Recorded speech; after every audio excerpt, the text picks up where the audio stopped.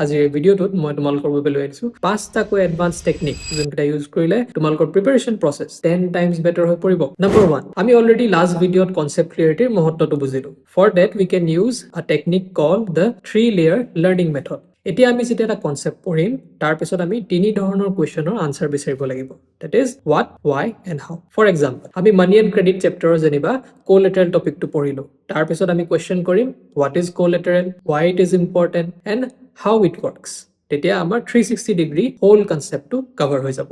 Second technique যোনটো আমি use কৰিব পাৰো that can be called keyword highlighting. So আমি যেতিয়া এটা চেপ্টাৰ পঢ়িম তেতিয়া আমি হাইলাইটাৰ এটা ল'ম আৰু তিনি ধৰণৰ বস্তু আন্ডাৰলাইন কৰি যাম। Number 1 is important terms mentioned in the chapter. Number 2, important dates mentioned in the chapter. And number 3 is important definitions that are mentioned in the chapter. সদায় মনত ৰাখিবা যে examiners they look for keywords, not long paragraphs. Third strategy is answer framing practice. আমি সদায় জানিব লাগিব যে আনসাৰটো কেনে ধৰণে ফ্ৰেম কৰিব লাগে। সো তাৰ বাবে আমি সদায় লং আনসাৰ্স বিলাক ফ্ৰেম কৰিবলৈ শিকিব লাগিব। লং আনসাৰ্স ফ্ৰেম কৰিবলৈ শিকিলে আমাৰ অলৰেডি শৰ্ট আনসাৰ্স বিলাক তাৰ ভিতৰতে কভাৰ আপ হৈ যায়। এতিয়া আমি ফ্ৰেম কেনে ধৰণে কৰিম? ফ্ৰেম কৰিবলৈ আমি তিনটা পাৰ্টত আনসাৰটো ডিভাইড কৰিব লাগিব। সো প্ৰথমতে আমি 2 বা 3 লাইনৰ এটা ইন্ট্ৰোডাকশন লিখিম। তাৰ পিছত 3 বা 5 লাইনৰ বা 5টা পইণ্টৰ আমি এটা প্যাৰাগ্ৰাফ বডি প্ৰিপেয়াৰ কৰিম। দেন ফাইনালি আমি 1 বা 2 লাইনৰ এটা কনক্লুডিং ৰিমাৰ্ক এড কৰিব লাগে। So that is how we frame long আনসাৰ্স।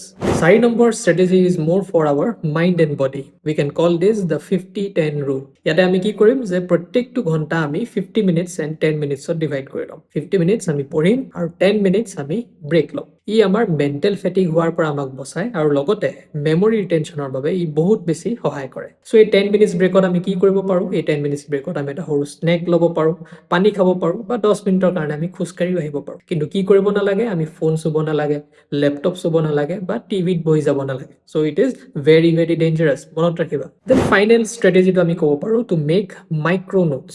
So micro notes কেনেধৰণে বনায়? যেতিয়া আমি এটা চেপ্টাৰ পঢ়ি কমপ্লিট কৰিম তাৰ পিছত এখন পেজ ল'বা। পেজখন লৈ চেপ্টাৰটোৰ ইম্পৰ্টেণ্ট পইণ্টছ বিলাক একফালৰ পৰা লিষ্ট কৰিবলৈ চেষ্টা কৰিবা। ফৰ এক্সাম্পল 10টা কিৱৰ্ড লিখিলো, 5টা ইম্পৰ্টেণ্ট ডেট লিখিলো আৰু 3টা-4টা আমি ইম্পৰ্টেণ্ট এক্সাম্পল লিখিলো।